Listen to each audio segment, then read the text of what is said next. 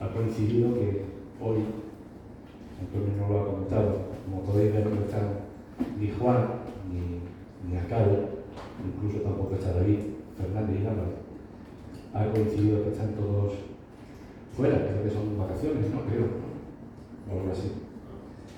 Bueno, vamos a abrir.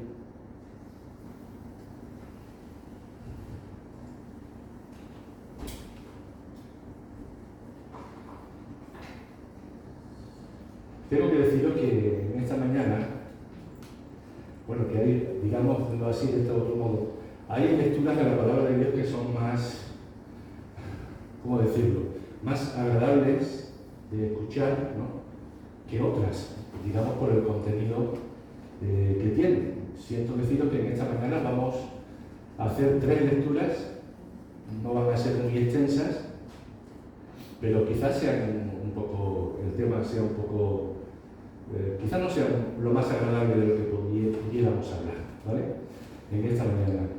No obstante, es necesario que lo hagamos también, ¿verdad? Es necesario que también veamos esas partes de las Escrituras que nos dan orientación y nos exhortan a hacer la voluntad del Señor. Mirad, es indiscutible que a medida que van pasando los años, vamos viendo como en nuestras iglesias el compromiso de los creyentes con el Señor, el compromiso de los creyentes con la iglesia, cada vez los asuntos que conciernen todos a este contexto, cada vez se van relativizando más, ¿no es cierto? Cada vez vamos de alguna manera retrasando más este tipo de cosas que conciernen al Señor, que conciernen a la iglesia. Cada vez la vamos retrasando más en nuestra escala de valores, o en nuestra escala de prioridades. Esto es un hecho, hermanos, no lo podemos negar, ¿no? Vamos asumiendo poco a poco, cada vez más, los conceptos que traemos de la calle, ¿no? Solemos, de ahí de puertas para afuera, solemos exigir nuestros derechos, ¿verdad? Las personas somos muy de exigir nuestros derechos, ¿no? Y olvidamos quizá un poco más nuestras obligaciones, ¿no?, que también las hay. Sin embargo, hermanos, ¿qué ocurre en el contexto cristiano, en el contexto bíblico? En el contexto bíblico ocurre que tenemos pocos derechos, vamos a decirlo así, que no tenemos derechos realmente, vamos a decirlo como es, porque todo lo que somos, porque todo lo que tenemos no es nuestro, porque todo lo que somos y todo lo que tenemos es un regalo del Señor, y es por su gracia, como hemos comentado algo en esta mañana. Hermanos, fuimos comprados por precio. Estas cosas a veces se nos olvidan, ¿verdad?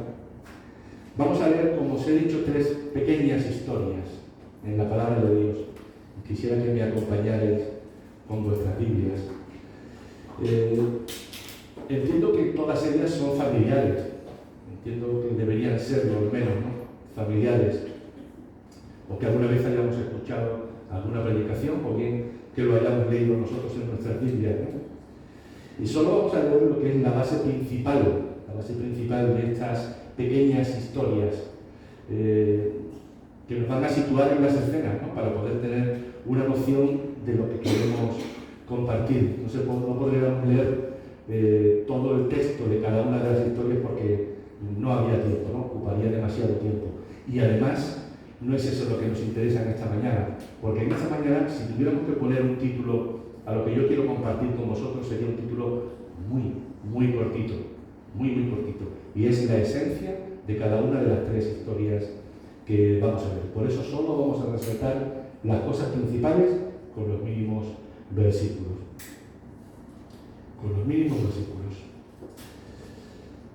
Recordamos antes de empezar a leer la palabra del Señor algo que todos sabemos. Por eso digo recordaros, porque me consta que todos lo sabemos.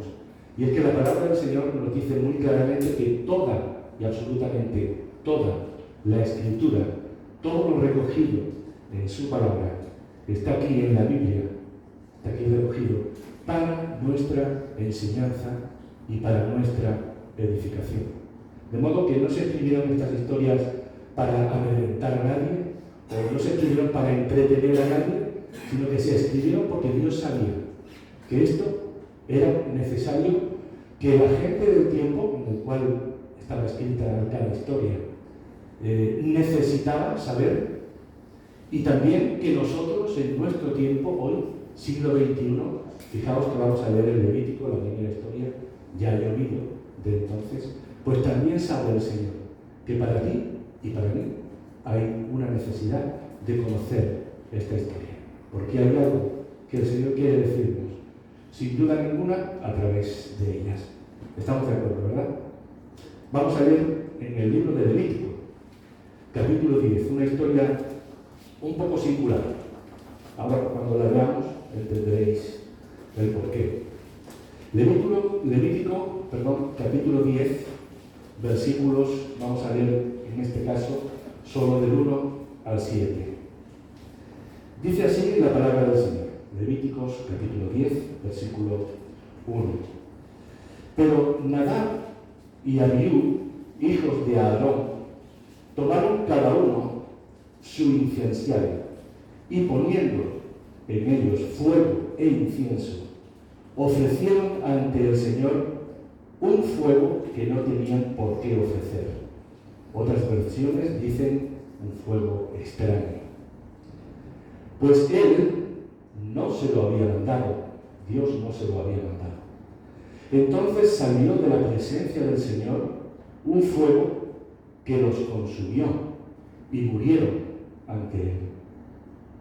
Y Moisés le dijo a Aarón, de esto hablaba el Señor cuando dijo, entre los que se acercan a mí manifestaré mi santidad. Vuelvo a repetir este versículo. Fijaos lo que vio Moisés en aquella escena. Moisés le dijo a Aarón, que era el padre de estos dos hombres que habían sido consumidos, le dijo, mira, Dios dice esto, ahora comprendo lo que decía Dios, ¿no? Entre los que se acercan a mí manifestaré mi santidad, y ante todo el pueblo manifestaré mi gloria. Y Aarón guardó silencio, parece que lo entendió. Moisés mandó llamar a Misael y a Elzafán, hijos de Uziel, tío de Aarón, y les dijo, vengan acá y retiren del santuario a sus hermanos, sáquenlos del campamento. Y ellos se acercaron y tomándolos por las túnicas se los llevaron fuera del campamento tal y como Moisés lo había ordenado. Nadab y Abiú, hijos de Aarón, sacerdotes, levitas, encargados de una tremenda responsabilidad, un trabajo importante. No quiero entrar en muchos detalles porque, como os dije antes, sería bastante largo. Ellos fueron a presentar un sacrificio al Señor. Y el Señor, evidentemente, como podemos ver en la lectura, no lo aceptó. Y juzgó ese comportamiento de esta manera. Quedaron allí caídos, fulminados. Una segunda lectura de otro suceso similar, que creo que también os debe de sonar. Lo encontramos en 2 de Samuel, capítulo 6. Es posible que este quizás os suene más. Vamos a hablar de nuestro amigo Uza. 2 de Samuel, capítulo 6, versículos del 1 al 15.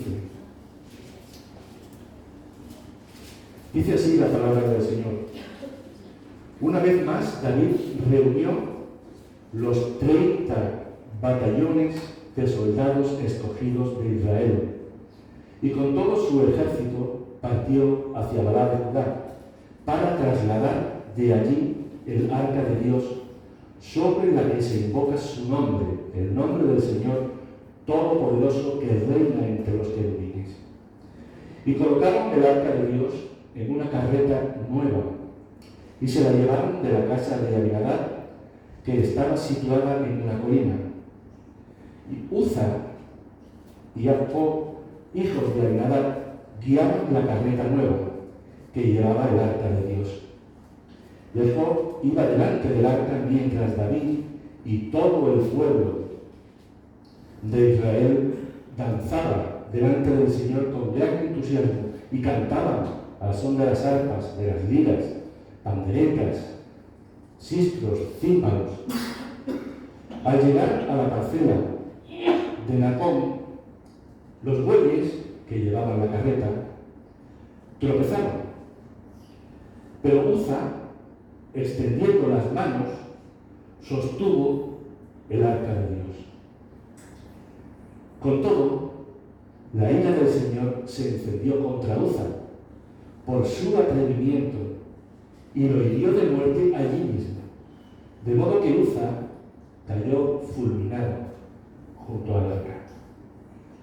David se enojó porque el Señor había matado a Uza, así que llamó a aquel lugar Pérez Uza, un nombre que se conserva hasta el día de hoy. Aquel día David se sintió temeroso del Señor. Aquel día David se sintió temeroso del Señor y exclamó: es mejor que no me lleve el arca del Señor. Y como ya no quería llevarse el arca del Señor a la ciudad de David, ordenó que la trasladaran a la casa de Obed-Edom junto a Gad. Y fue así como el arca del Señor permaneció 3 meses en la casa de Obed-Edom de Gad, y el Señor lo bendijo a él y a toda su familia. Solo hasta aquí. Segundo suceso, ¿cómo llamamos? Chocante, complicado, duro. ¿Qué? Pues sí, así sucedió. Uza, luego daremos un poco de más detalles sobre este hombre, quién era, de dónde venía. Uza quiso sujetar el arca del Señor. Y como sabéis, y él también sabía, el arca del Señor no puede ser tocado por cualquiera. No puede ser manipulado de cualquier forma. Tiene que ser de la forma que Dios estipuló. De modo que la justicia de Dios se hizo también efectiva sobre esa persona, sobre Uza, y cayó allí fulminado. Otra historia más. Esta la vamos a buscar más cerca de nuestros días, en el Nuevo Testamento, en el libro de Hechos, capítulo 5. Libro de los Hechos, capítulo 5. Aquí se nos narra también otra historia de este mismo calibre, digámoslo así. Espero que no me tildéis del predicador macabro o algo de eso. Como dijimos al principio, estas cosas se han registrado en la palabra de Dios con un sentido, tienen un significado para nosotros y tienen una lección. Por eso están aquí escritas. Libro de Hechos, capítulo 5, versículos del 1 al 10. Aquí se nos dice que un hombre llamado Ananías también vendió una propiedad y en complicidad con su esposa, Safira, se quedó con parte del dinero y puso el resto a disposición de los apóstoles. Ananías le reclamó Pedro: ¿cómo es posible que Satanás haya llenado tu corazón para que le mintieras al Espíritu Santo y te quedaras con parte del dinero que recibiste por ese terreno que vendiste? ¿Acaso no era tuyo antes de venderlo? Una vez vendido, ¿no estaba el dinero en tu poder? ¿No era tuyo? ¿Cómo se te ocurrió hacer eso? No le has mentido a los hombres, sino a Dios. Al oír estas palabras, Ananías cayó muerto. Y un gran temor se apoderó de todos los que se enteraron de lo que había sucedido. Entonces se acercaron los más jóvenes y envolvieron el cuerpo, se lo llevaron y le dieron sepultura. Y unas 3 horas más tarde entró también la esposa, Safira, sin saber lo que había ocurrido. Dime, le preguntó Pedro, ¿vendieron ustedes el terreno por tal precio? Sí, dijo ella, por tal precio. ¿Por qué se pusieron de acuerdo para poner a prueba al Espíritu del Señor? Le recriminó Pedro a Safira. Mira, los que sepultaron a tu esposo acaban de venir, acaban de regresar, y ahora te llevarán a ti. Y en ese mismo instante ella cayó muerta también a los pies de Pedro. Entonces entraron los jóvenes y al verla muerta se la llevaron y le dieron sepultura al lado de su esposo. Y un gran temor se apoderó de toda la iglesia y de todos los que se enteraron de estos sucesos. ¿Cómo no, verdad? ¿Cómo no, verdad? Hay, hermanos, más de un denominador común en estas tres historias que hemos leído, aunque evidentemente cada una de ellas se desarrolla en un contexto diferente, en un tiempo de la historia diferente, incluso tiempos muy distantes, ¿no? Y os puedo decir que podemos encontrar en las Escrituras no 3, sino 300, por decir un número, ¿no? Historias como esta, en las cuales Dios ejerce su voluntad soberana y su justicia sobre las personas. Hay muchas más.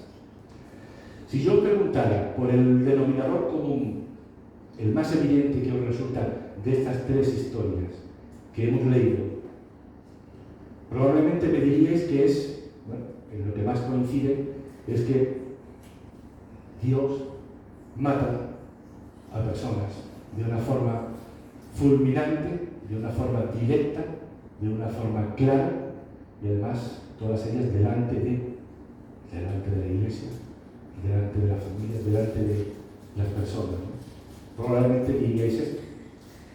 Y bueno, pues sí, esto puede ser cierto, pero yo no quiero que os quedéis con esto, no quiero resaltar esto. Yo quiero resaltar otra cosa, y es lo que se desprende de cada una de las tres historias. Por resumirlo en una frase, como dije al principio, pequeña. Hermanos, estas tres historias nos están diciendo que debemos tomar muy, muy en serio las cosas del Señor.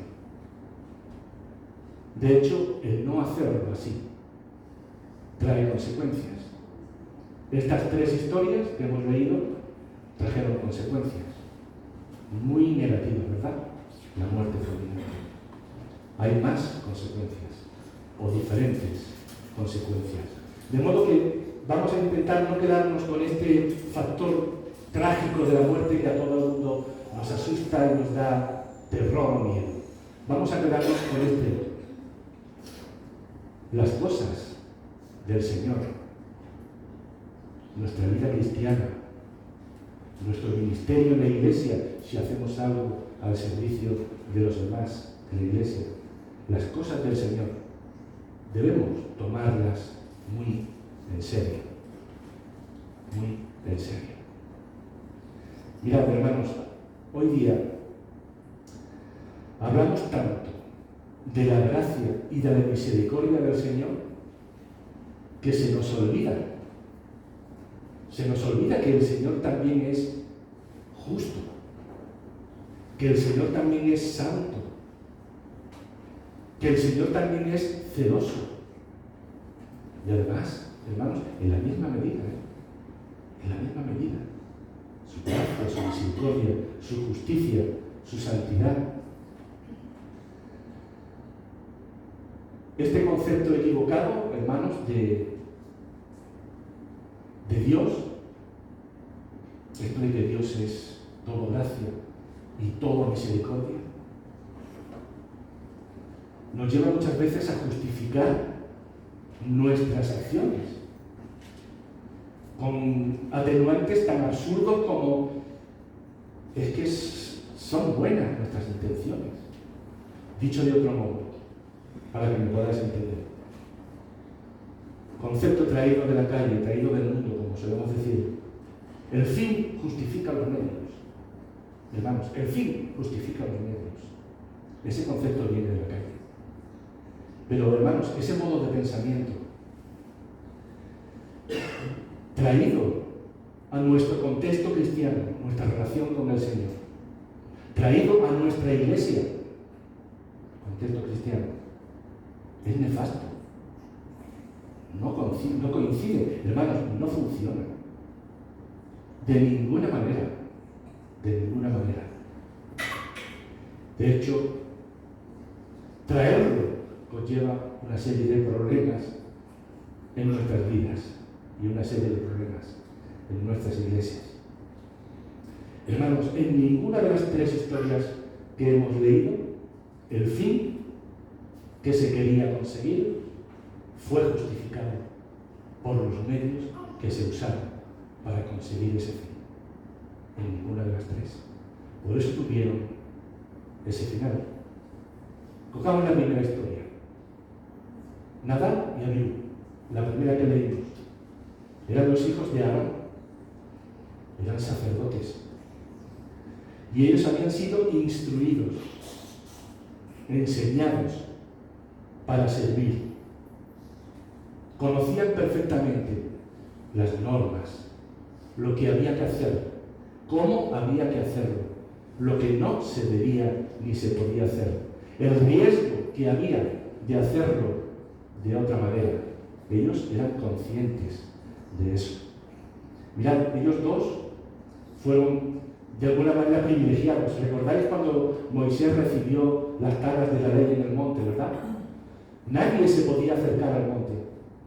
Todo animal, toda persona, todo ser vivo que se acercara al monte donde estaba la presencia del Señor, automáticamente era fulminado. Ellos dos tuvieron la oportunidad de acercarse solo, algo más que todo el resto. Ellos conocían. ¿Qué querían hacer Nadab y Abiú?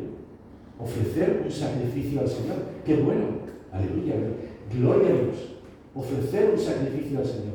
¿Cómo lo va a rechazar el Señor? Si voy a ofrecerle un sacrificio. Ese era el fin de ellos dos. Ofrecer un sacrificio al Señor. Pero los medios que utilizaron no fueron los que debían. Por eso tuvo esta historia el final que tuvo, ¿no es cierto? Segunda historia, la historia de Uza que hemos leído. Puede resultar chocante, ¿verdad?, cuando la leemos. Bueno, Uza también conocía la ley que prohibía tocar el arca del Señor. También la conocía. Mirad, si nos fuéramos un libro anterior, en el libro de 1 de Samuel, capítulo 6, ahí podéis leer la historia, digamos, por sucesos, la bonita y preciosa historia de lo que significa la presencia del Señor entre los hombres. De cómo el arca fue llevada por los filisteos en una victoria que tuvieron contra los israelitas, y cogieron el arca y se lo llevaron a su ciudad. Y allí lo pusieron en el templo de su Dios, justo frente uno a otro. La presencia de Dios. ¿Sabéis lo que pasó al día siguiente cuando entraron los filisteos en el templo? El Dios de los filisteos apareció con la cabeza humillada delante del arca del Señor. Y al día siguiente, sin cabeza y sin brazos, solo a cuerpo.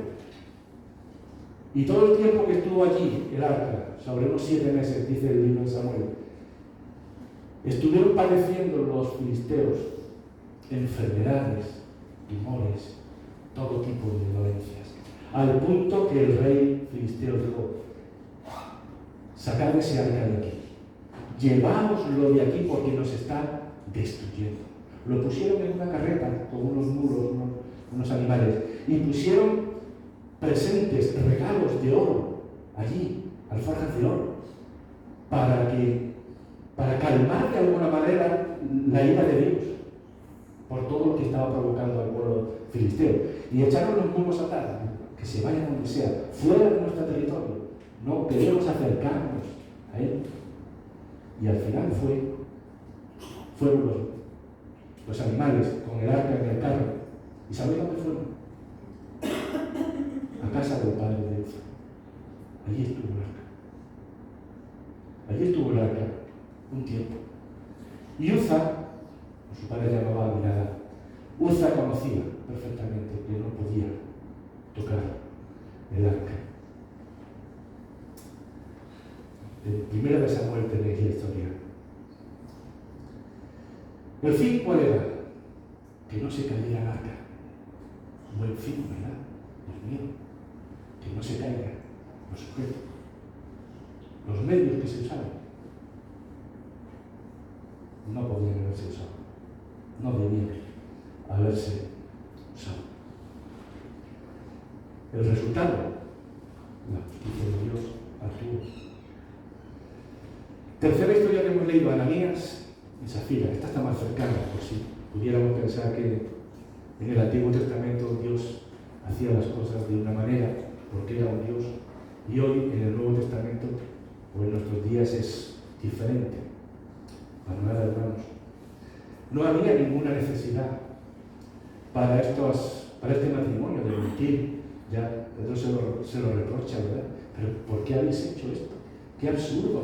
¿No? Habéis vendido una propiedad. Vuestro fin, vuestro propósito es colaborar con la iglesia, ahora en sus comienzos, que sí que hay necesidades, dar un dinero, perfecto, ese es el fin. Perfecto, estupendo, el que sea. No se os ha exigido ninguna cantidad, siquiera, sino de corazón, nadie, ¿no? Ese es el fin. El medio fue la mentira. ¿Por qué mentir? Qué absurdo, ¿no? ¿Por qué decir que lo habéis vendido por menos dinero para quedaros con esa otra parte? ¿Qué sentido tiene eso? No estás mintiendo, te dijo Pedro, no me estás mintiendo a los hombres, estás mintiendo al Señor, a Dios. Al Señor, a Dios. De modo que el fin, ¿cuál era? Un fin estupendo.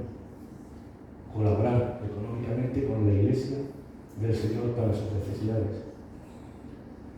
Pero los medios volvieron a ser los no adecuados. Y fijaos, era muy importante en los comienzos de la iglesia que los conceptos, esos de los que hemos hablado antes que traemos de la calle, traídos por los nuevos convertidos que van viniendo a la iglesia, fueran erradicados lo antes posible, para no contaminar la absoluta verdad del Evangelio, para no contaminar la absoluta verdad del Evangelio. Por eso era necesario erradicar ese tipo de comportamientos de una forma clara y fundamental. El Señor lo hizo así, de esta manera.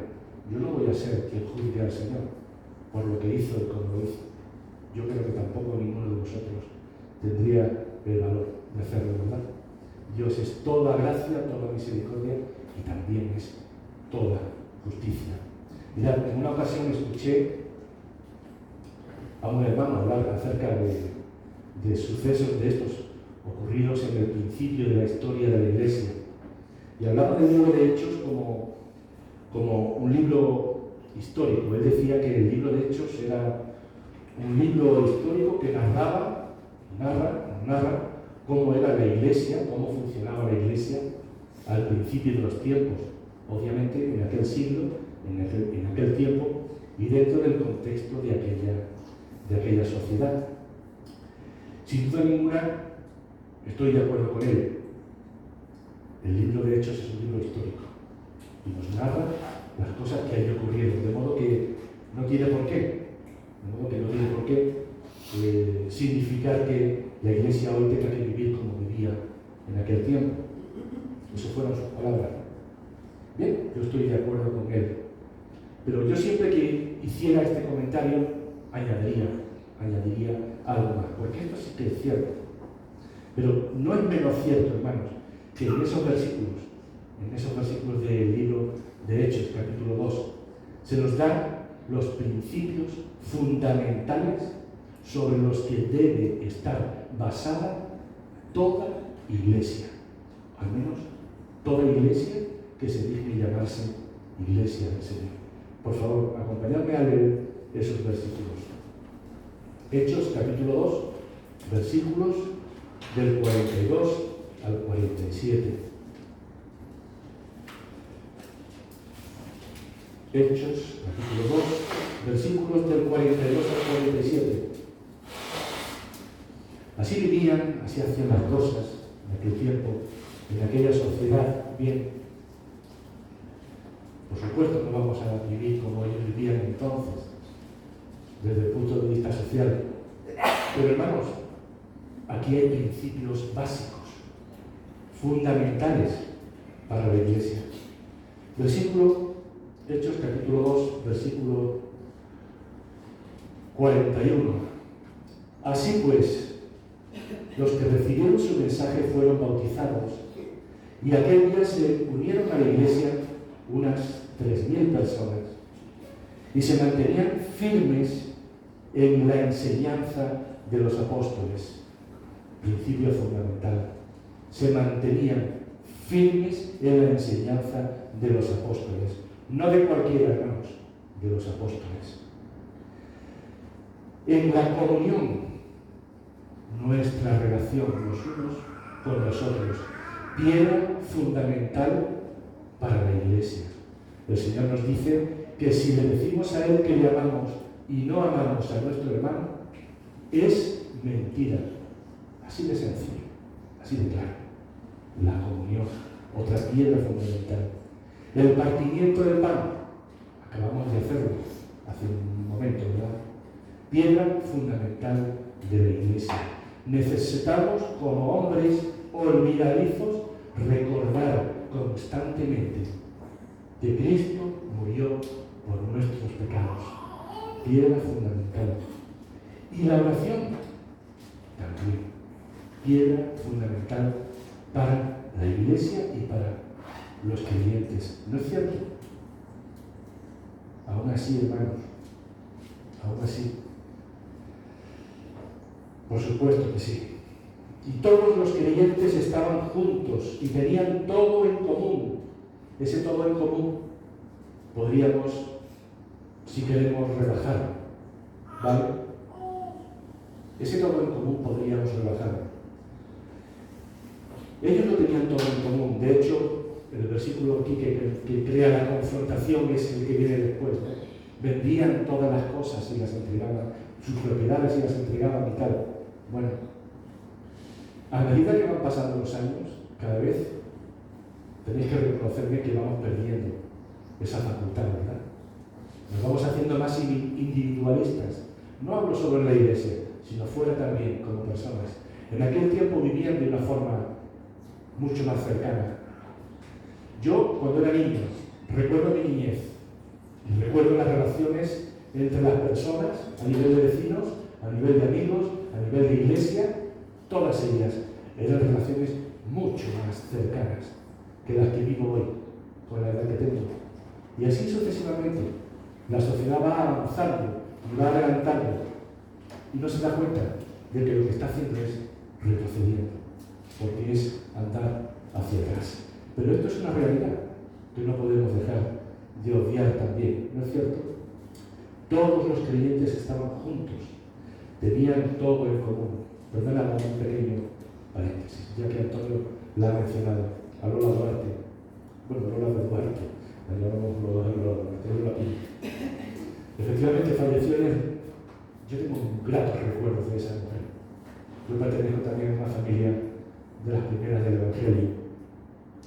Pues no sabía deciros los cumpleaños que hemos celebrado en su casa, en su comedor, como celebramos por parte en la casa mía también. A mí no me faltaba nada cuando yo iba a su casa. Su hijo era íntimo mío, de mi misma edad, y teníamos una confianza especial, pero había diferente comunión entre iglesia. Cierro paréntesis. Vendían sus propiedades, sus posesiones y compartían sus bienes entre sí. Bueno, dejémonos de vender y tal, que se suele dolernos un poco y como que le hacemos así. Pero compartían sus bienes según la necesidad de cada uno. Eso debería ser una norma fundamental entre los creyentes, porque nos manda el Señor que amemos a los demás, que amemos a nuestro hermano como si fuéramos nosotros mismos, hermanos. Y así iban de casa en casa, partían el pan, compartían la comida con alegría, con generosidad, alababan a Dios y disfrutaban de la estimación general del pueblo.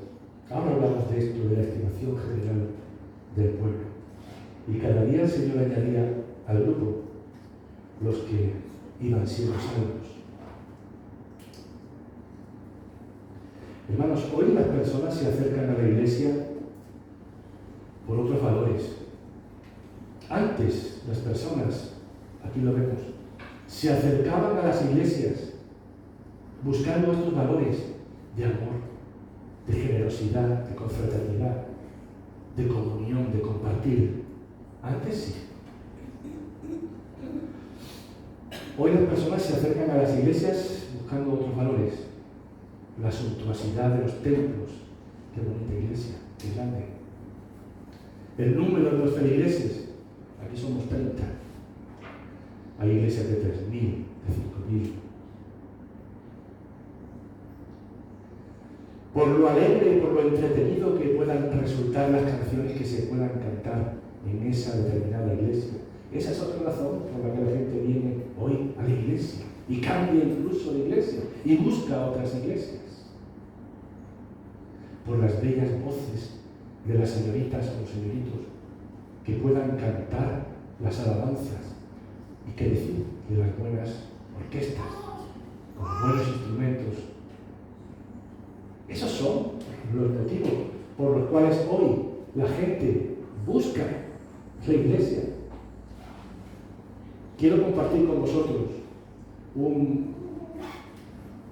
algo que ha compartido antes otro hermano en Facebook.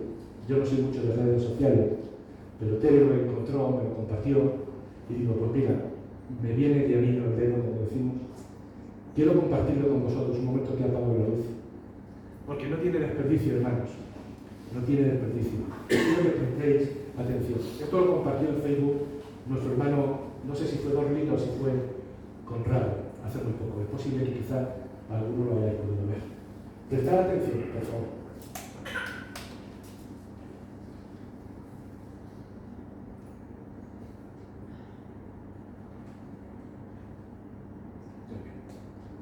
No es para conseguir para tu realización personal. No es para conseguir aquello que no tiene. Por favor. ¿Puedes volver a pararlo y ponerlo del principio? Gracias. La iglesia no es para tu realización personal. No es para conseguir aquello que no tienes en la vida real como éxito o admiración. La iglesia es de Dios. Es edificio de Dios, labranza de Dios, columna y estandarte de la verdad. No es un lugar para sentirte mejor como si fuera una especie de spa. La iglesia es el testimonio vivo de personas que han sido perdonadas y reconciliadas con Dios. La alabanza y las canciones que cantamos no son para nuestro disfrute, son para su disfrute. La predicación no son consejos para tener una mejor vida, sino es el mensaje de Dios mostrándonos cómo es Dios y cómo podemos volver a Él por medio de Jesús. La iglesia no es un club de amigos, sino una familia, un lugar donde amarnos, soportarnos y enseñarnos. La iglesia es incómoda y debe serlo, porque es una comunidad de pecadores y somos difíciles de amar. La iglesia te reta a seguir a Jesús y eso también es incómodo. No es posible un cristianismo saludable sin estar al 100% en una comunidad cristiana. Jesús salva a individuos y los pone en una familia. Y ya no se trata del yo, sino en nosotros. Una iglesia no es perfecta, pero te ayudará a perfeccionarte y a vivir como Jesús, en amor, en fe y en esperanza.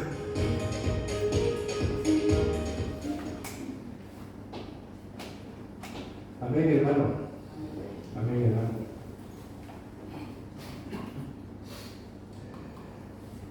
Habla por sí solo, creo, ¿no? Este testimonio. Vamos a volver un momento, ya vamos a terminar. Vamos a volver un momento a lo que nos referimos al principio, acerca de la gracia y de la misericordia.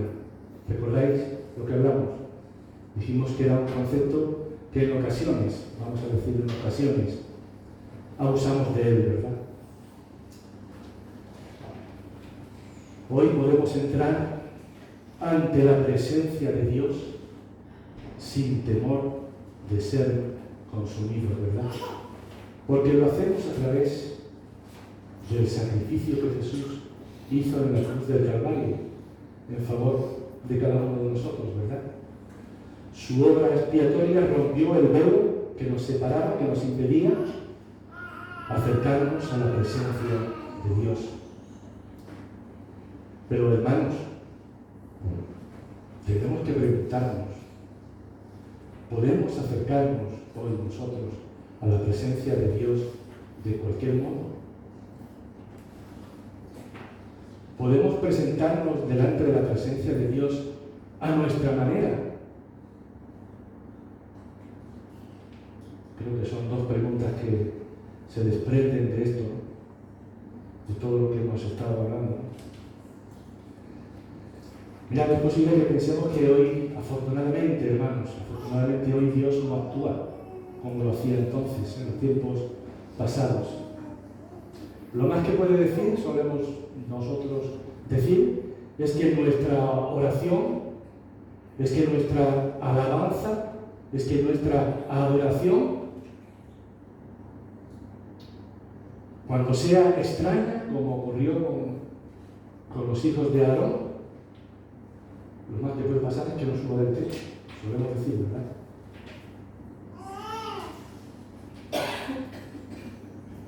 Bueno, espero, hermanos, que no estemos tan despistados como para entender que efectivamente podemos presentarnos, que podemos adorar y que podemos alabar al Señor de cualquier forma. Espero que no pensemos que estamos tan despistados, aunque no puede pasar nada, que lo único que pasa si lo hago, si estoy en pecado flagrante, si estoy haciendo algo que no aprueba el Señor, etcétera, etcétera, si estoy haciendo lo que no debo hacer de una forma flagrante, como pasó en esas tres historias, espero que no penséis que lo único que pueda pasar es que no pase del techo, hermanos. Acompañadnos una última lectura. 1 Corintios, capítulo 11, versículos del 27 al 31. Estos versículos, el apóstol Pablo va a responder a esta pregunta. 1 Corintios, capítulo 11, versículos del 27 al 31.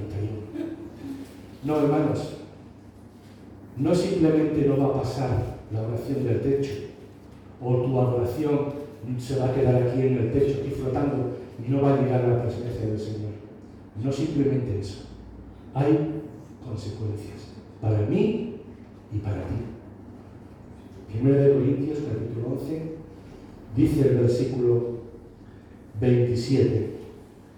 Por tanto, cualquiera que coma el pan o beba de la copa del Señor de manera indigna, fuego extraño, será culpable de pecar contra el cuerpo y la sangre del Señor. Así que, hermanos, cada uno debe examinarse a sí mismo antes de comer el pan y beber de la copa. Porque el que come y bebe sin discernir el cuerpo, come y bebe su propia condena. Por eso hay entre ustedes muchos débiles y muchos enfermos, e incluso algunos, varios, dice aquí, han muerto.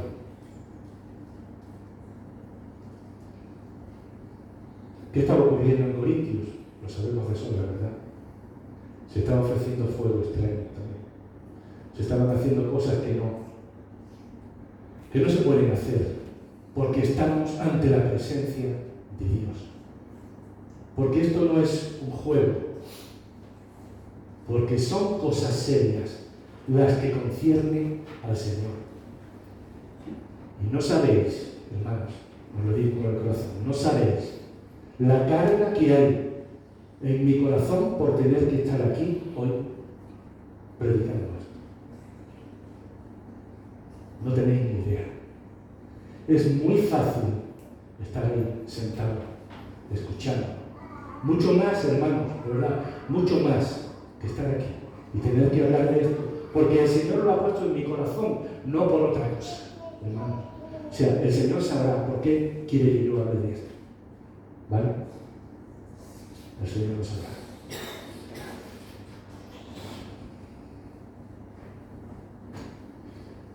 Os dije al principio que si se pudiera resumir en una frase lo que quería compartir con vosotros, lo haría.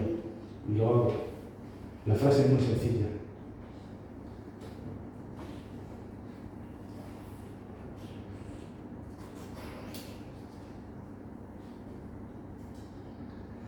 Debemos tomar muy en serio las cosas del Señor.